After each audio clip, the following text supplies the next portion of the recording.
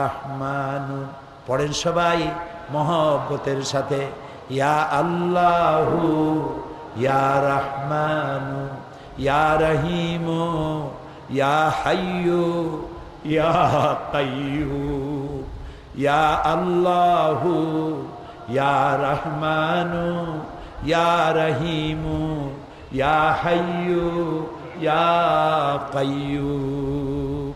গভীর রাত্রে ধীরে ধীরে সুর করে ভাবে আল্লাহরে ডাকতে থাকেন। দেখবেন এক পর্যায়ে চোখ দিয়া পানি পড়তে থাকবে, চোখের পানি দাড়ি ভিজে ভিজে যখন পড়তে থাকে, আল্লাহ রাব্বুল আলামিন ফেরেশতাদের জিজ্ঞেস করেন, আমার ফেরেশতারা, পৃথিবীর কোটি কোটি মানুষ ঘুমানো, আমার এই বান্দাগুলি বান্দিগুলি আরামের ঘুম হারাম করে কান্দে কেন?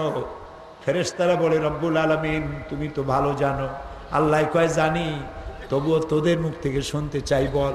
ফেরেশতারা বলে, রব্বুল আলামিন তোমার এই বান্দা গুনাহ করেছে, জাহান্নামের আগুন থেকে মাপ চায়, বিপদে পড়েছে, টাকা নাই পয়সা নাই, মামলায় পড়েছে, বিপদে পড়েছে, তোমার সাহায্য চায়। হাদিস শরীফে এসেছে, আল্লাহ বলেন, ও আমার ফেরেশতারা, ওরা কি আমার বেহেশত দেখেছে? বলে না, বেহেশত দেখে নাই। দোজখ দেখেছে না? দেখে নাই। আমি আল্লাহরে দেখেছে।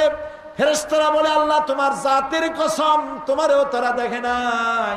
আল্লাহ রাব্বুল আলামিন তখন বলেন, আমার ফেরেশতারা, আমার এই বান্দাগুলি আমার দোজখ দেখে নাই, আমার বেহেশত দেখে নাই, আমারে দেখে নাই, শুধু আলেমের কথা, কোরআনের কথা, হাদিসের কথা বিশ্বাস করে আরামের ঘুমটাকে হারাম করি কিভাবে কান্দে তাকায়া দেখ, আমার রহমতের দরিয়ায় জোশ মেরেছে। আমি তোরা সাক্ষী থেকে যা, আমার এই ক্রন্দনরত বান্দার বান্দি গুলারে মাফ করে দিলাম।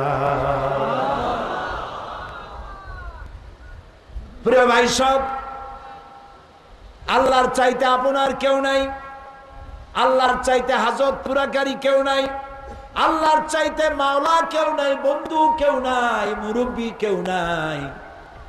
ফাইনা তাযহাবুন, যাও কোথায়, ঘোরো কোথায়? আশেপাশে জায়গায় ঘোরাফেরা বাদ দিয়া আল্লাহরে বেশি বেশি ডাকুন, মহব্বত করুন, লম্বা সেজদা দেন।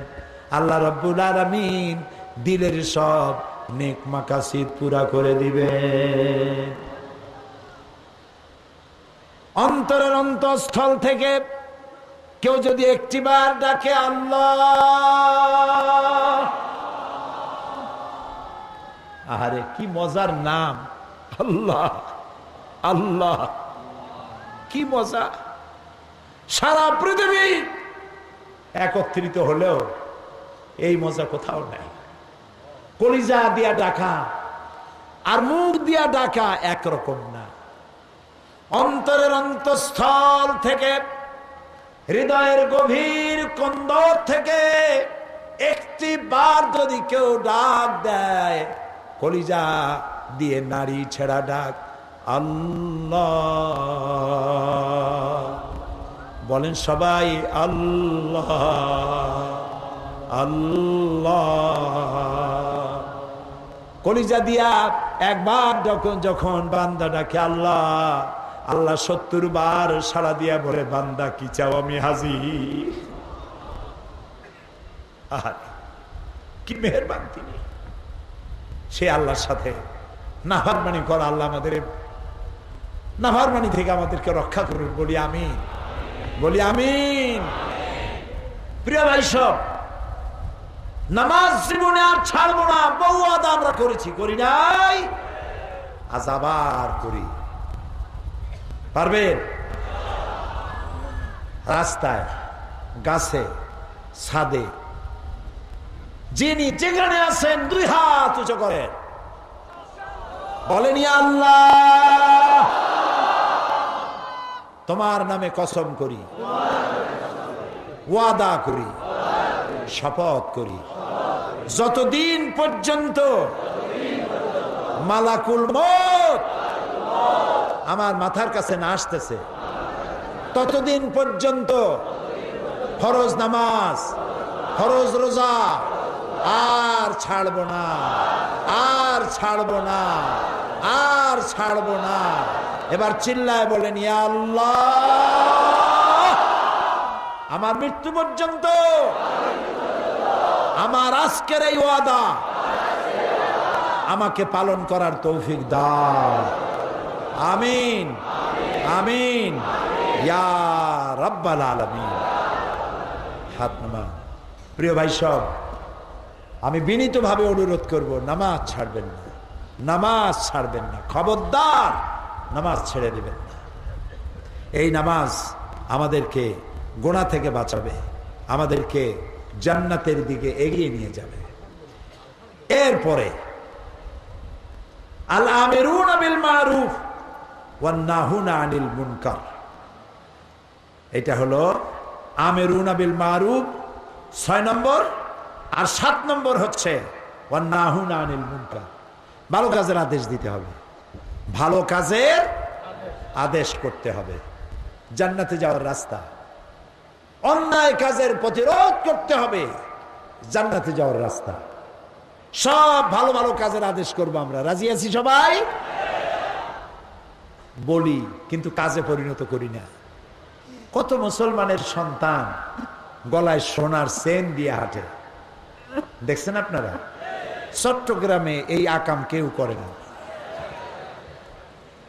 আপনি কি একদিনও বলছেন বাবা এই সোনার চেনটা তোমার বউরে দিয়ে দিও, তোমার মায়েরে দিও, তোমার বোনেরে দিও?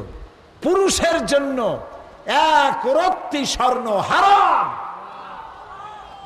তুমি সোনার চেন পারো নাই, জাহান্নামের আগুনের শিকল পড়েছ।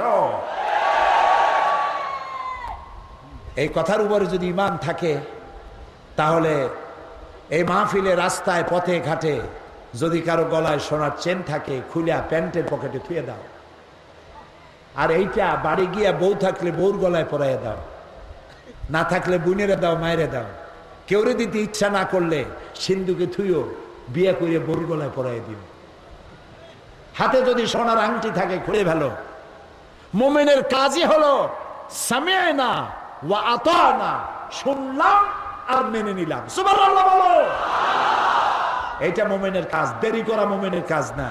কয় যে হুজুর দোয়া করেন, এই নামাজ কিছুদিন পরে পড়বো, বিয়ে টিয়ে তো করি নাই। বেটা তুই বিয়ে করবি তার কোনো প্রমাণ আছে, গ্যারান্টি আছে? বিয়ে করার আগেই তো পটল তুলতে যাইতে পারো, ঠিক না?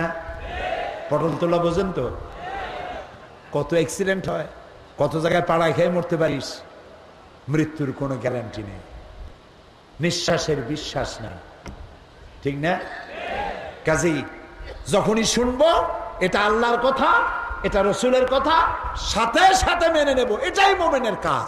যে মানতে পারবে না সে আল্লাহর গোলাম হতে পারে না, শয়তানের গোলাম। আল আমিরুনা বিল মারুফ, ভালো কাজের আদেশ করব। যদি দেখি কেউ ঘুষ খায়, বলবো ভাই আল্লাহর রাস্তায় এটা খাইয়েন না, এটা দিয়ে আপনার স্বাস্থ্য ভালো হবে না, এটা কম খান, এটা মোটেও খাইয়েন না, বাদ দেন। হালাল পয়সা দিয়া কচু শাক খান, লাল শাক খান, কাসকি মাছ খান, পুঁটি মাছ খান। এগুলোয় ফসফরাস আছে, ক্যালসিয়াম আছে, ক্যালোরি আছে, চোখের দৃষ্টি বাড়বে, স্বাস্থ্য ভালো থাকবে। আর ঘুষের টাকা দিয়ে পাঙ্গাসের পেটি, খাসির চর্বি, জন্মের খাওয়া খাবেন, ফট করে একদিন শোনা যাবে তিনি মৃত্যুর সঙ্গে পাঞ্জা লড়িতেছেন। মৃত্যুর সাথে কি পাঞ্জা লড়া যায়? এটা একটা বাজে কথা। হ্যাঁ, বলা যায় তিনি মরণাপন্ন অবস্থায় আছেন, সংকটাপন্ন। মৃত্যুর সাথে পাঞ্জা লড়া সাহসটা তো কম না। এটা একটা সাংঘাতিক বাজে কথা। কাজে এগুলি কম, এগুলো খাইয়েন না। ঘুষ খাওয়া বাদ দিয়ে দেন, ঘুষ খাবেন না। ওজনে কম দেবেন না, খাদ্যে ভেজাল দেবেন না, মনে থাকবে। ওজনে কম দিয়া কয়টা টাকা বাড়াবেন কোন তো ভাই? খাদ্যে ভেজাল দিয়া কয়টা টাকা বাড়াবেন? যখন মরবেন সাথে কি যাবে? কিছু যাবে, 3 খান কাপড় আর একটু জায়গা, বালিশ না, খাতা না, টাকা না, পয়সা না, একেবারে সব খালি। সেদিন হযরত আলী রাদিয়াল্লাহু তাআলা আনহুর একটা শের পড়তেছিলাম, আহারে কি সুন্দর কথা বলছেন তিনি। হযরত আলী রাদিয়াল্লাহু তাআলা আনহু কাররামাল্লাহু ওয়াজহাহু, জান্নাতের সুসংবাদ প্রাপ্ত। সুবহানাল্লাহ।